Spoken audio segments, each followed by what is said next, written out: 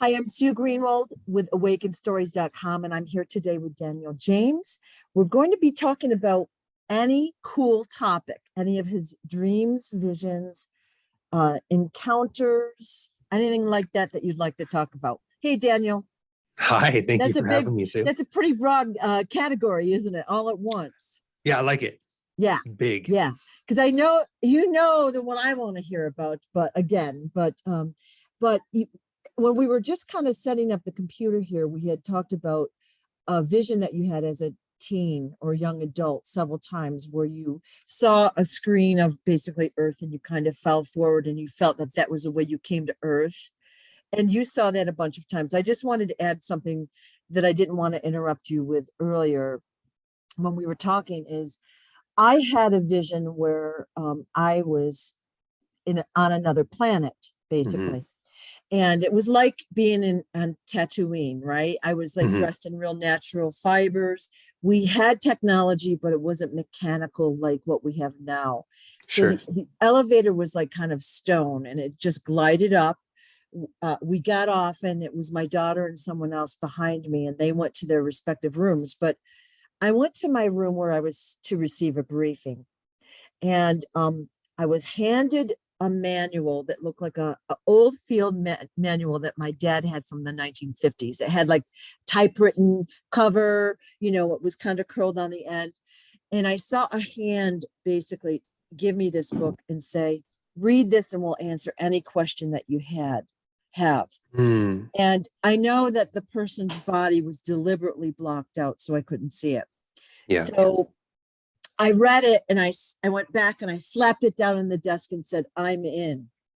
And in my mind, that meant I was coming to Earth. And here I am, you know, Awesome. thousands of years later. I love that. I feel like yours was maybe a different experience. Yeah. Yeah. But it's similar in a sense. It seems transitional.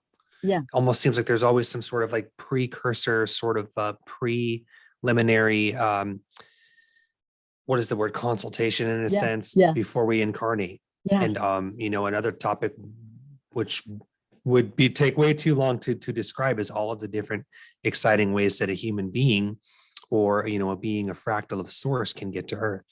Right. That there's more than Right. just one way to incarnate here. Right. Well, before we were setting up, you had mentioned that you had a like a vision that was very profound to you, and that's kind of what led to the current project that you're working on, which I Yes. don't know anything about. So let's have that. Let's hear about that. Yeah, Sue. Okay. You know what? I want to talk about it Yeah. 100%. Yeah. I would love to, because any opportunity I have to speak about it makes me very Yep. excited. And so why don't we save that one for the end? Okay. Now, there's another story that you just love hearing about. You know it. and, and I love telling people about Yeah. Yeah. it's one of the most magical, supernatural, physical experiences I've had to this Right. day. Okay. Right. And I'm in my 30s, that Sue helped facilitate. And since we're talking about, visions and experiences and encounters in this video, I really have a cool one. Right. Okay. As somebody who I've witnessed, probably over 30 UFOs throughout my life, different Right. shapes and sizes. I've had paranormal encounters with, entities and beings from other realms, densities, dimensions that were more supernatural, more esoteric. And there was an experience that we had as a group during the Spirit Ambassador Retreat in Mount Shasta. Right. And I think that was August of 2019. Correct. Yeah. Summer. Yeah. My partner Lauren and I, were fortunate enough to get brought out by Sue and Brad Johnson to be the videographers to filmmakers of this Spirit Ambassador Retreat, which was amazing, awesome. I loved it so much. I want to go So back fun. so bad. So fun. And Sue put us up in this beautiful Airbnb. It was like this huge, massive house that's tucked away in the woods. Right. And the event was how long? 10, 11 days? How long were we there? I can't remember. I don't remember details anymore. I think it was 11 days we were Yeah. there. Yeah. Something like that. And Lauren and I had our own room on one side of the house. And then we had some guests that were part of the retreat who had their own rooms as well, and other sides of the house. But our Airbnb was tucked away. And I would say about halfway through the trip, which was 10 or 11 days, we started to have, encounters Right. and Right. experiences with this local Sasquatch community. Now, if you've ever been to Mount Shasta, the locals will tell you, like when we went to the grocery stores, there's a Bigfoot day every year where they celebrate the local Sasquatch community because everybody's so familiar with the presence of these beings there that it's common knowledge. Right. So when we would go grocery shopping in Mount Shasta, they would talk about them like they were just neighbors. Yeah. So I was in a different house. you I were in a don't know if different you house. remember this story. I Yeah. was on the second floor of this gorgeous house. And I had my windows open. The first 2 nights, the Bigfoot was outside my window throwing Hmm. rocks. Like there was a little roof, like an overhang thing, throwing rocks at my window. So I would get up and go out there. And I looked out and I was a little scared. I knew who it was. And then the third night, it was different entities. I think it was insectoids, but That's then I right. got scared for Yeah. real, We but had like mantis presence that weekend as well. yes, totally. Yeah. But go ahead with Yep. your story. Sorry.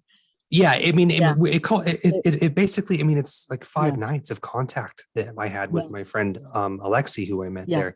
But the first night, I was very tired. It was like this is towards the middle of the trip. I was very tired, and I had woken up to what it sounded like for me, somebody cleaning the house at like 3 a.m.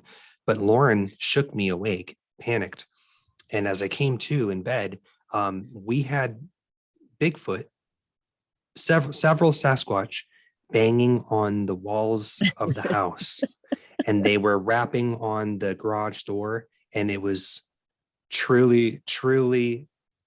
remarkable Yeah. experience. The whole house was awake. Yeah. Everybody, we had multiple guests in this house. They were all up and we were all wondering what the hell was going on, and nobody would go outside and everybody's very scared. And I was so tired that I didn't get out of bed. I had listened to it. I heard it for a second and I literally fell back asleep while it was happening. And Lauren was sitting up in bed like this, just like it terrified. But the next morning, everybody talked about it. And that's where Alexi and Tim came forward and they told us, they were outside banging, throwing stuff out the windows, Yeah. hitting the door, and nobody went outside to see them, but they were all there. So after that night, we knew we had Bigfoot that were coming up to the property. And I sat outside one night and I could hear there, mind you, everybody needs to know that there was no immediate neighbors. We didn't have any immediate neighbors that were Right. staying. And It was a isolated. heavily wooded area. We had a nice open backyard in that house, but it was like thick pine trees. Nobody around. was Yeah. funny Yeah. business. We were Right. alone. Right. And so we knew this was happening. And so I started leaving out food in front of the big tree out front. Right. And I set up an audio recorder in the kitchen facing the tree with the window open so I could catch audio recordings of them coming to the tree. And I got recordings of some grunts and some breathing and walking around, and you could hear them making sounds. And you could also, in the recordings, Right. you can hear other Sasquatch out in the distance, like howling as trains went by and stuff. Isn't Like it you could cool? hear them everywhere. They were Yeah. all over the place. So to summarize, to get to the big ticket here, Alexi and I would go out at night and we would do like contact ceremonies where he and I, as friends who were being vulnerable and open to having a face-to-face encounter with the Sasquatch, we were going out in the woods down the driveway alone, usually in between like 12:30 and 1:30 in the morning, and like meditating. We were clapping, doing, having like heart-based intentions, being very open to whatever would happen. And they came to me and Alexi in the woods, in the tree lines. And so we would like clap, and then they would take a piece of a stick and they would knock on the trees. Right. In like, sometimes they'd hit once, sometimes it hit 2 times, or sometimes it hit 3 times. And Alexi saw one in the moonlight one night where he and I were meditating in the woods alone. We were talking for like 20 minutes.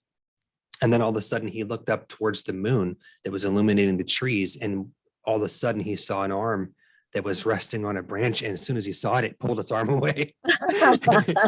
Things like that's how close they were to us. Yeah, And yeah. we heard them running through Alexi and I could hear Right. them running through the woods. So they Right. were there physically, knocking on trees and communicating, and I would leave them food. And it was fun because I did this so many times that I was able to kind of like test what they would eat and what they wouldn't Right. eat. Right. They, believe it or not, they didn't eat any of the chocolate. You would think they'd go for the chocolate, but they didn't eat it. They like the They fruit, right? In the, they ate the bananas, the yeah, grapes. They ate. right. They took a piece of bread and they tore all of the crust off it. They ate a banana. Right. They love chips. I put out handfuls of chips. They'd eat the chips. You could hear them eating the chips in my audio recordings. But they wouldn't eat the chocolate, which I thought was really strange. So long story short, we were having these contact experiences. Like you said, you had rocks were left on your windowsill, which is the Yeah. second floor of the building. Right. Pretty Yeah. amazing. I knew they were there. I looked out the window a lot, but I gotta say I was scared, because it's dark. We don't know. I don't care who you are. Anything that pops out at you in the dark, even a baby kitten, you're going to be afraid of, but I knew they were there. Right. Yeah. And also, even if you know what's happening, we knew they were Sasquatch the night they came and banged on the door. They're Yeah. basically banging on the house. But still, when it's happening, it's very real. It's Yeah. very surreal. Right. And you get like these sort of like cognitive dissonance kicks in. You get what I call frequency dissonance. And even though you know what's happening, it's still very intense and overwhelming. Yeah. Yeah. Like Alexi and I would stand out there in the dark and we could hear them walking around us in circles in the woods, and your whole body goes numb because you're in the presence of these things that you've only ever heard about on TV. It's so powerful. So we had contact for like 5 nights. Now, on the last night the last night before we were all meant to go home the next day, what would happen is Sue and I have this inside joke called Party at Sue's Place. So what that means is she had her own Airbnb with half the party at her house. We had our own Airbnb with half the party at our house. Yeah. And we would go to Sue's for game night because they had all the board games, Yeah. like the foosball, the pool table, the pinball. We had an awesome game room. And we were Awesome. like probably less than a mile away. It was walkable. It's like 2 blocks. Yeah. Walking And- distance. yeah. But we drive because we would have a lot of people. So Lauren and I were we were responsible for one of the 2 vans.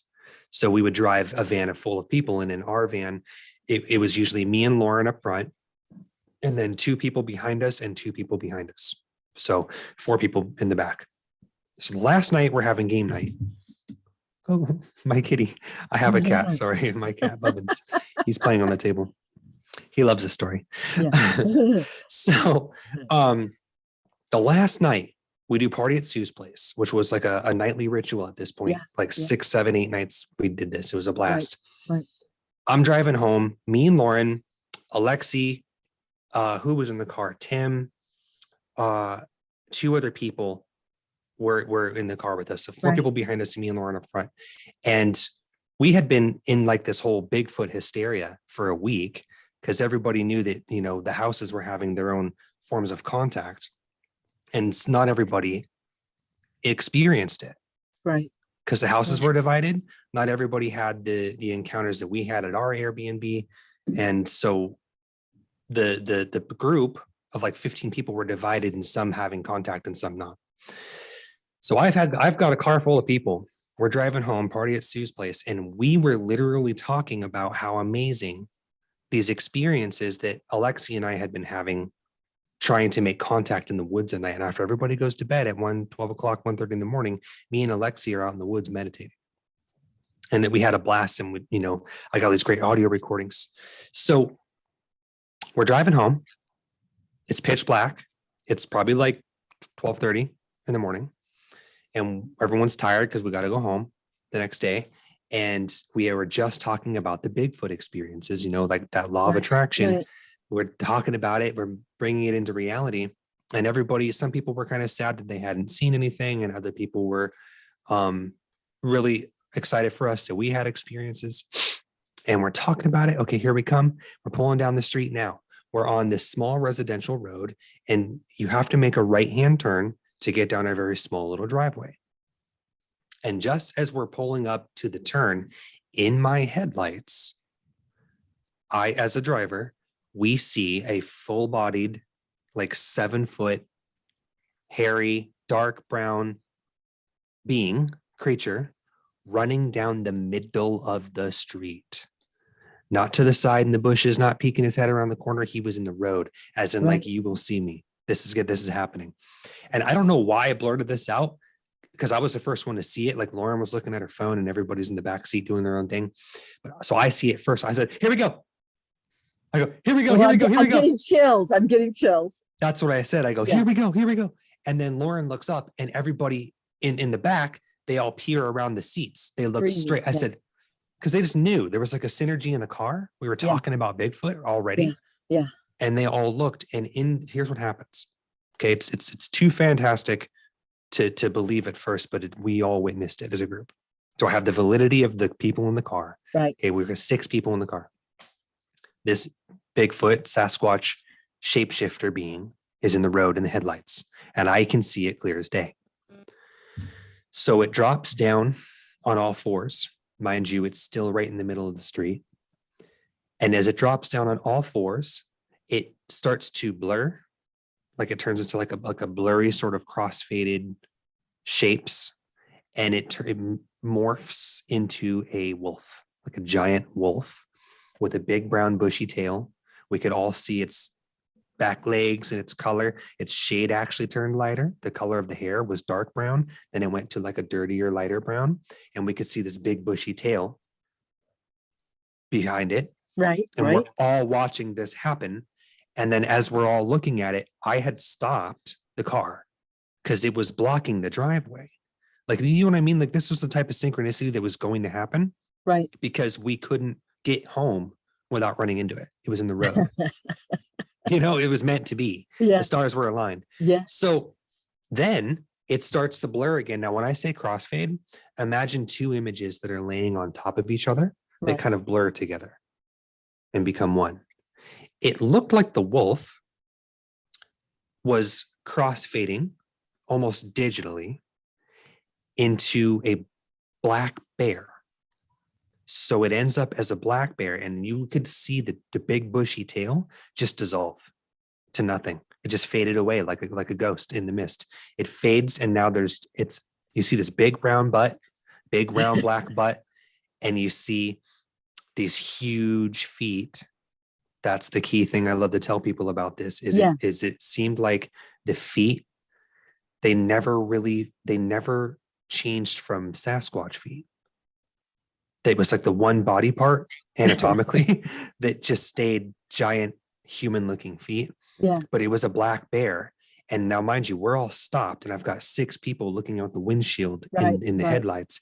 And once it finally got to its final form, which was a black bear, it stops running and turns around and just looks at the van in the middle of the road, looking back at us, like, you know, looking at me out of the corner of his eye. And I don't know what to do. I'm like, is he testing me? Is this a showdown? Is this a challenge? I panicked, and everybody's watching. They don't know what Daniel's supposed to do. So I just slowly put the car in gear, and I pulled right into to the right hand, and went down the trail. And it was to our left now. Still kind of just to the left of the middle of the road, but it was still in the middle of the road, but it had passed our street now. So I was able to get down the road. So to recap here, we're coming home after like 10 days, a 10-day endurance challenge of field trips and classrooms and you were there. Yeah. And game nights, and it was a blast. And then we're talking about, we got Bigfoot hysteria. And then we see the shapeshifter, which it was a Sasquatch to begin with, comes down on all fours into a wolf with a big bushy tail. And then it dissolves, sort of morphs into a black bear with huge, giant, awkward looking feet, like comically large feet, cartoon-esque. And then he gives me a showdown in the street, and I just went home. I was like, I can't take it. It's a fabulous story. And I love the fact that the feet didn't change. And I don't know why. Maybe he was just reacting very quickly. Yeah. But how interesting. And I know that during the week, you and Alexa were out, and every night there'd be a new scientific experiment. What would they eat or whatever? We'd all like gather around the tree or whatever. But didn't they leave you a little piece of bark? It was like a little square piece. I can get it. Do you want to see it? I have it. Yep. Yeah. They left me a gift. It was towards the end of the night, towards the end of the week. I'll pause. Yep. All right. So one day, it was toward the end of the week, I think, They went out and there was a little square piece of bark, which Daniel has. So, what did we determine that was? Yes. So I was leaving food at the Right. base of the tree right in our front yard, outside of the window of the kitchen each night. And the not the night that we had the encounter, but the night prior to that. So the second to the last night we were there, they had wedged, here we have this little piece of wood in the dirt exactly where I was leaving the food. Right. Now, this was actually forced into the ground halfway. So this isn't something that was ever there before. Now, I was always the last one awake because I was the videographer. I had to dump the cards every night and sort the footage on the hard drive on the computer and then take a shower and go to bed. So I knew when the lights were out, nobody was outside.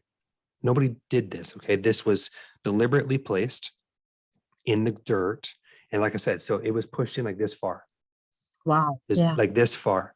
So when I grabbed it, when I went to see if they'd eaten the food every morning, it was like my favorite ritual. What do they eat? What do they eat?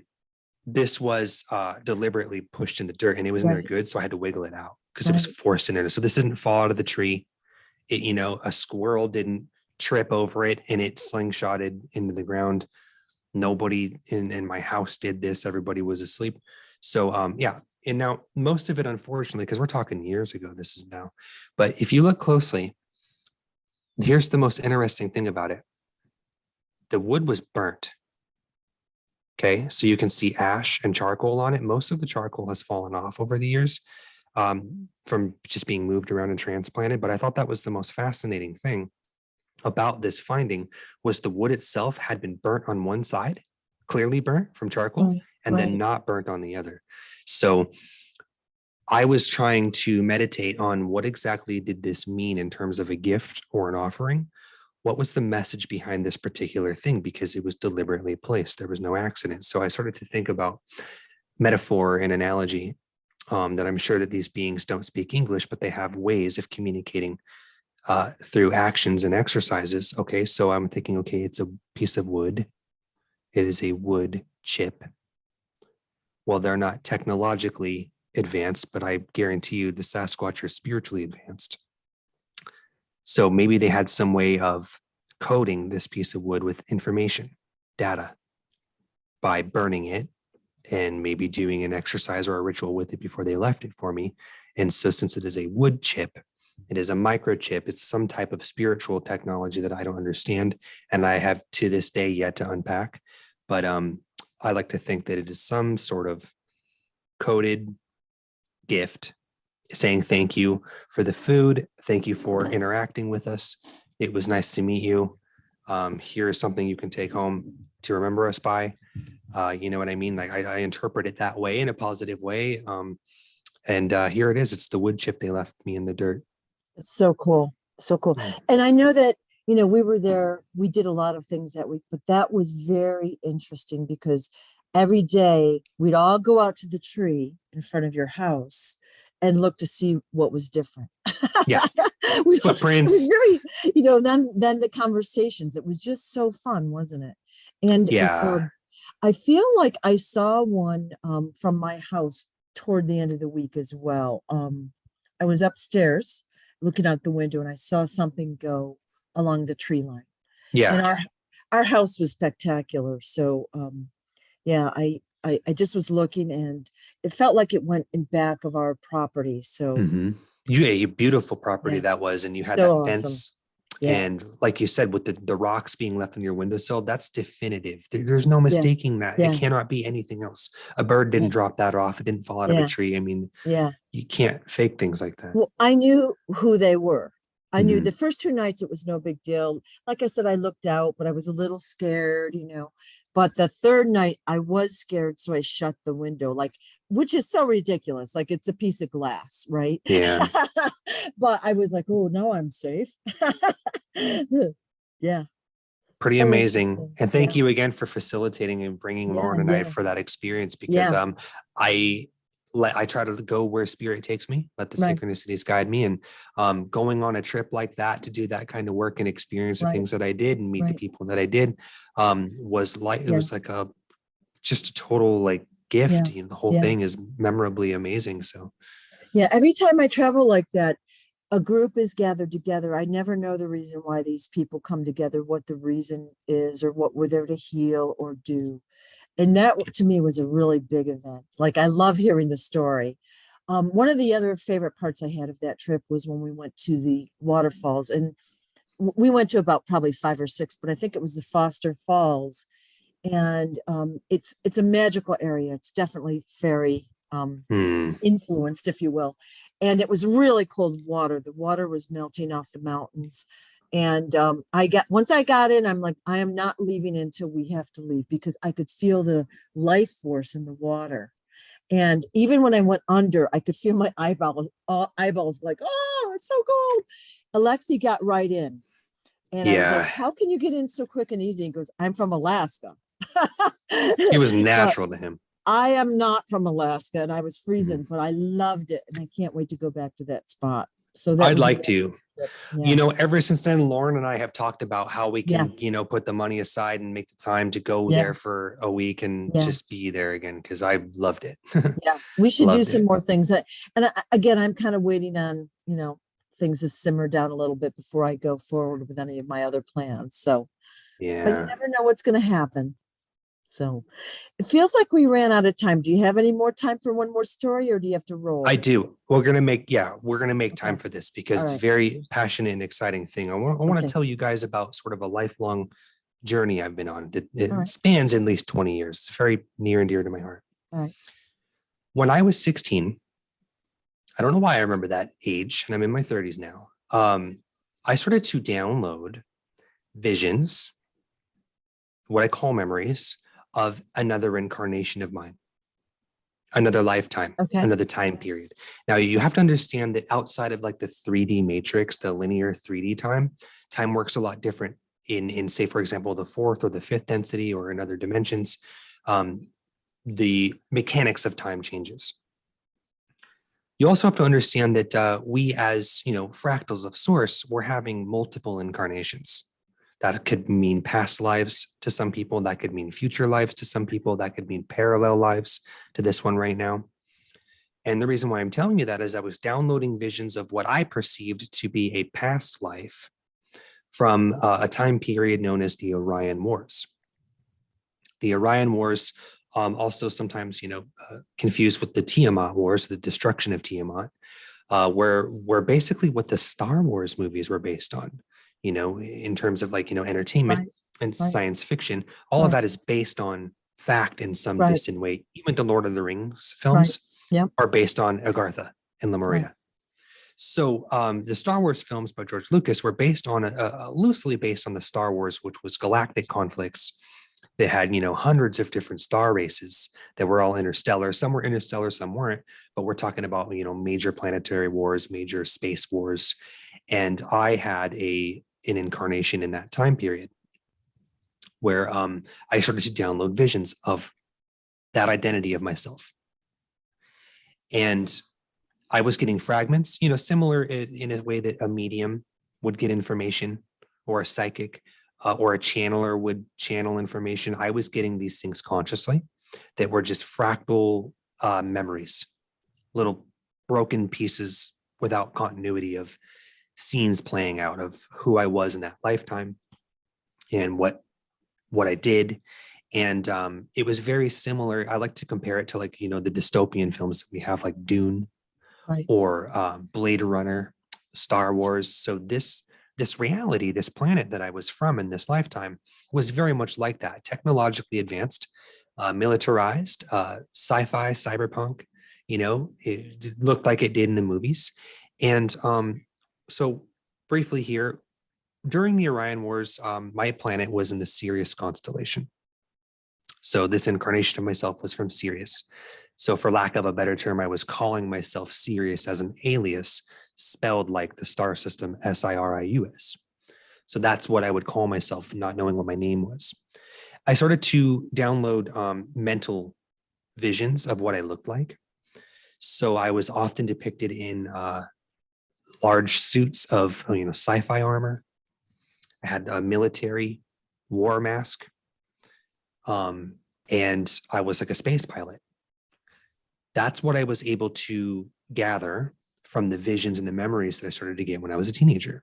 So flash forward many years throughout the 20s, my 20s and getting into my early 30s, when I started really discovered channeling, I was able to uncover a lot more about who I was in that lifetime, what I was part of, how it's important, and how it ties to Earth. Because believe it or not, if you look at the Orion Wars in terms of linear time, we're talking millions of years ago. Right. Right. But outside of linear time, there are implications from that conflict that directly affect Earth now, us in civilizations as humans now. And a lot of what we're playing out, whether you look at it karmically or whether you look at it in terms of like shadow work and trauma, I believe that there's something called incarnational lineage, and that memories and trauma can be stored and carried forward in like our DNA. And like Absolutely. Right. our Right. incarnational patterns. So Right. that's often, I think, that the Orion Wars are sort of in a sense still playing out on Earth, Right. and behind the scenes and publicly as civilians. So I want to go back to the year of 2013, and I was living in Niagara Falls. And I remember my girlfriend and I at the time, we were going to bed, and I had one of those moments where I was still very drawn to and very passionate to this character, because since I was 16, I actually developed like a really bad, poorly produced costume of what I thought the guy looked like. And I started to write screenplays and scripts. Right. And I wanted to do little movies, little indie films about this character, this story of mine that was so important. And I did a couple as like a teenager, and I moved on from it. And then in 2010, I actually did a short film in my backyard with my ex-wife and my brother, where we played out these characters and we played out the story of my incarnation, my alien incarnation from this Sirius constellation. And it was a really bad, no budget little indie film that nobody will ever see that we made in my backyard. But what I'm telling you this because as a filmmaker and an actor, it was important to me to try to translate these memories and these experiences that I know of this incarnation of mine into like my artistic medium. So I was trying to integrate these experiences into my films. I was trying to bring that reality into like the 3D earth through my movies. I forgot to tell that. I apologize. So flash forward 2013, and I start writing a new script for this. I had renovated this script like 3 times now over the years. I'm falling asleep one night, and I have one of those like lucid, you're half asleep, you're half awake, sort of out of body experiences. And I remember that I, similar to remote viewing, but I astral projected out of my body, left my body while I was falling asleep. And I could feel my consciousness literally suck like a vacuum away from Earth. Okay. I left planet Earth, and all of a sudden I download into another body. Right. Another physical vessel. And just before I anchored into it, like, like plugging in a computer plug or something, I could see myself from a bird's eye view of what I looked like. Right. I could actually see myself as this Sirius character from the Sirius constellation who was part of these Orion Wars. And I knew that when I left my body as Daniel James, I transcended time and space. It was like a sci-fi movie where I could see like and I was sucking into this other planet. I get down to this planet and I'm looking at myself, and I'm like probably like 6'5", 7 feet tall. And I have this big cloak, this big tattered, torn, dirty cloak on. And I've got this big military mask and this armor. And he's running. And he gets to this opening, and then I suck into his body, and now I'm looking out of his eyes. Now I'm inside this being that I saw. Yeah. I'm looking at this planet, and the planet's golden. There's a lot of golden color. It was like sunset time of day. I could see an ocean to my left, and right in front of me were lots of small houses, small little huts and small houses that looked like temporary units Yep. Okay. or like a battleground. And he was looking at it. That's what I could see in this vision. And then, Sue, I get sucked again, and I could feel something pulling on my energy, something drawing to me. I get sucked, my whole body, my whole like serious guy gets sucked into this building. Now I'm in a building, and it almost looks like a cathedral, almost regal, almost religious, like a church. So imagine very large windows Right. that are multicolored, and a lot of them are broken. And inside this building, it looks like it's war torn. There's a lot of broken wood. Right. There's some areas that look like they'd previously been burnt. It doesn't look like it's in good state at all. And I turn around and I can see what would look like as a stage that you'd see at like a church where they do wedding ceremonies. And there's this giant chair, massive throne. And I can see something sitting on it, like on the other side of it. And there's this giant red, big, giant tattered cape. It's red in color. And this guy sitting on this giant chair stands up. And as he turns to stand up, he's like, I don't know, Sue, like literally 12 feet tall. Wow. He's huge. So we're Wow. talking this thing's Yeah. like massive. Yeah. He's got a big red cloak on, and he's got a big metal mask on, and he has a metal suit similar to mine. And I can see his hands, his fingers. He's not wearing any gloves. And he's got these giant, like lizard hands, this giant, Ooh. like reptile hands. And he's got a tail that I can see coming out from under this giant cape. And he turns and he looks at me. He doesn't say anything, but I can feel his energy. I can feel his emotions. And this particular being, whoever it was, whatever his entity was, he knew so much that I could feel in the moment. Mhm. He was angry with me, Sue. Whoever I was to him, it was almost like we were mortal enemies, me and this guy. Right. Right. And he was so powerful that he was able to pull my consciousness from another lifetime Wow. back to him in the moment, just so that he could see me and say, I know you, I'm looking for you. Yeah. And I could feel him, and he reached out his hand, and giant, like dragon hand. And I could only imagine what his face looks like under that metal mask, but he had giant like hands and giant tail. And he was very angry with me. And then in that moment, I remember getting sucked back out of the building. And then I wake up as Daniel James again, having had this out of body experience. Wow. And Wow. apparently, get this is what's bizarre. I'm laying down, but I wake up, I take a deep breath, and my girlfriend at the time, she's sitting up over me, upright, looking down at me. And she's like, Daniel, are you okay? And I said, what happened? What are you talking about? She goes, okay, well, I looked over at you. You were mumbling. And she said, I could see a translucent, like opaque version of you sitting up out of your body.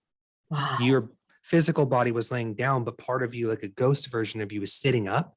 And she says, I put my hand on your chest and I laid you back down into your body. And then you woke up. Wow.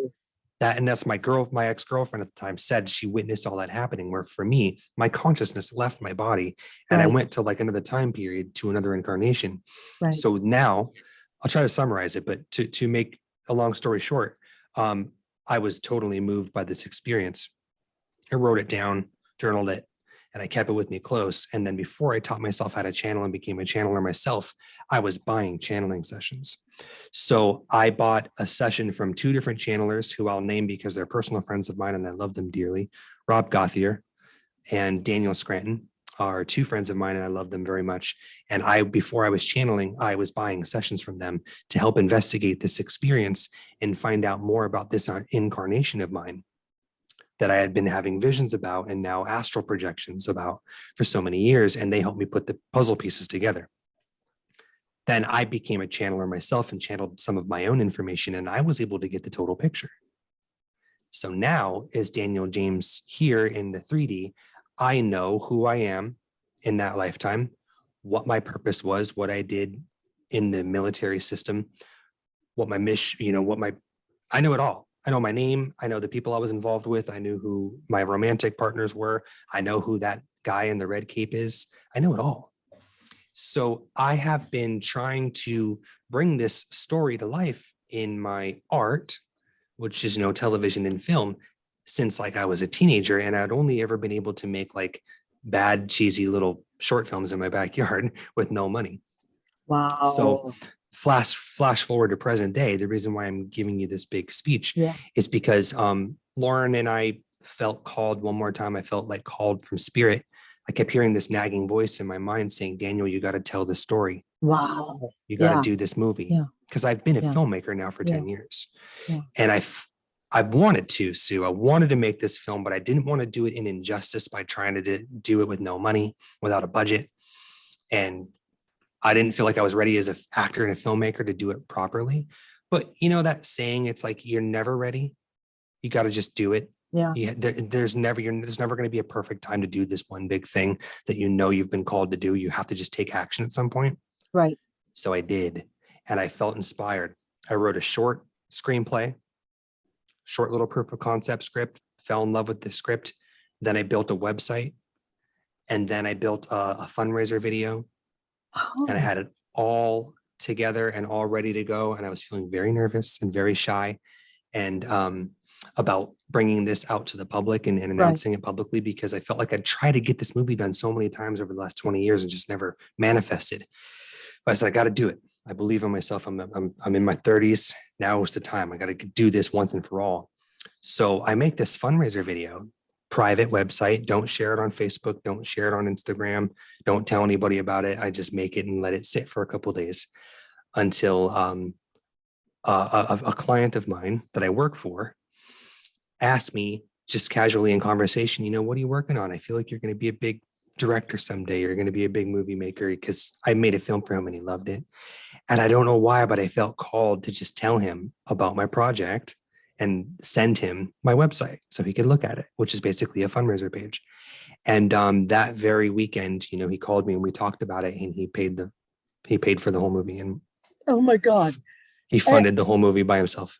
As you were telling me the story, the excitement I was feeling, like along my esophagus, like I was like, like I can't even describe that feeling, but it's like this. So I cried, I bawled, and I burst into tears.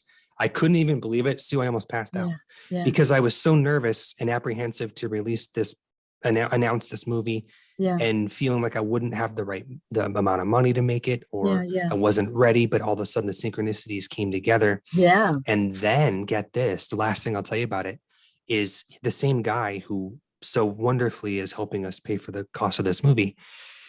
When he watched the fundraiser video, he said that it was like activating him, and he was getting like memories and downloads of just the story that I was telling. Yeah. Now, I believe in the concept of star seeds, and I know that I'm a star seed here with a mission.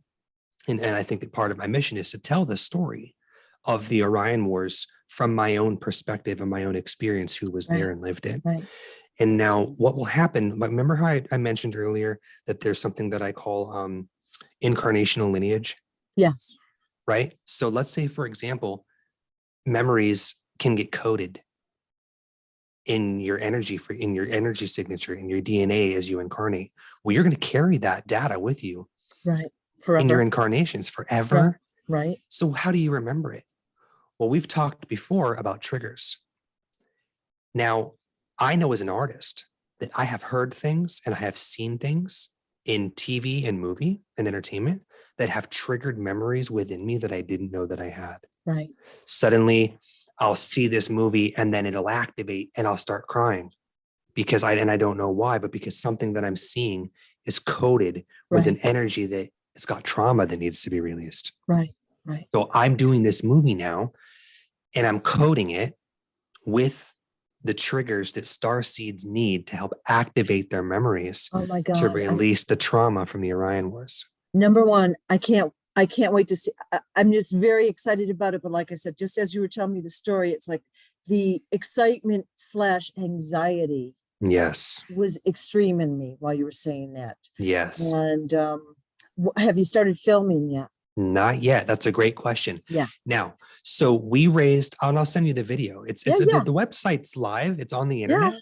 it exists, but I don't share it anywhere. I haven't Yeah. told anybody really, like outside of the crew who are working on it, Yeah. because I just want to do it Yeah. and put it out, But so as we're in pre-production, so when filmmaking, there's 3 stages: pre-production, principal photography, and post-production. So we raised the initial cost of the film in 2 days. In 2 Wow. days, It's which was crazy. amazing. So It's crazy. nobody has seen the fundraiser video except for the Yeah. people who are working on the movie, Right. which is kind of a good thing in a sense.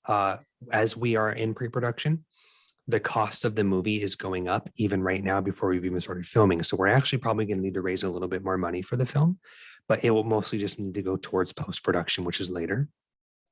So the answer to your question, we are starting to film in the second half of next month. And it's a very short movie. It's only going to be 3 minutes long, but trust me when I say that I wrote it in a specific way that's coded with the data, so that even if you're seeing one shot, it's designed to unpack memories in people that they don't know they have. I am so happy we're talking. I don't know why, but and what I call this, the data that's in the movie, I call them activations. You Yes. may touch a stone, you might see something, and you can feel sometimes your whole body. It feels like bubbles or ripples or something, but you feel the energy shifting, and then the memories will come back. Sometimes it depends on what it is, but it's very powerful. So I think what you're doing is going to wake a lot of people up quickly. Yes. So Yes, that was my exciting. goal. That's my So intention. This is exciting. my life's Yeah. work. This Yeah. movie's my life's work. And I think there's a reason why I wanted to do it 20 Yeah. years ago Yeah. as a kid, and it didn't happen. Then I tried to do it again in my 20s. Yeah. It didn't execute. And then I tried to Yeah. do it again in 2013. It didn't execute. Now here I am. And I'm ready. I'm ready Yeah. to do this. I feel like Yeah. it's my life's work. And once this movie's done, even though it's 3 minutes long, it's almost like a want for nothing. I But know this is my calling. it may lead to more things along I think those it will. lines. You don't know where you're going to go until you start. Like it's like being open-minded, like we talked before. It's a little bit outside your comfort zone. You got to do it. Yes, And it's you so don't know far where outside of that's my comfort zone. Yeah. It's so Yeah. far, Yeah. Sue, that once I wrote the script and made the website and made the Yeah. fundraiser, I didn't want anybody to see it. Yeah.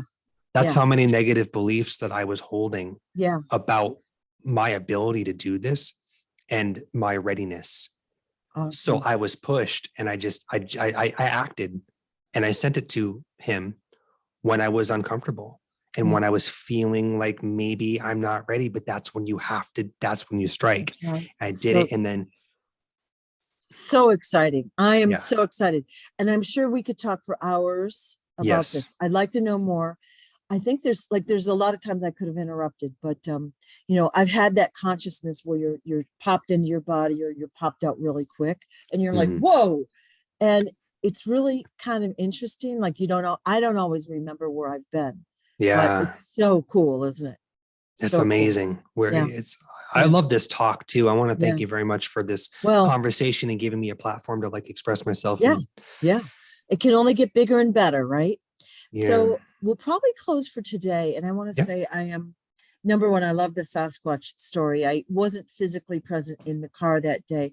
When you said the words, here we go, my whole body was filled with goosebumps, which for Mm, those that don't know is a sign of confirmation.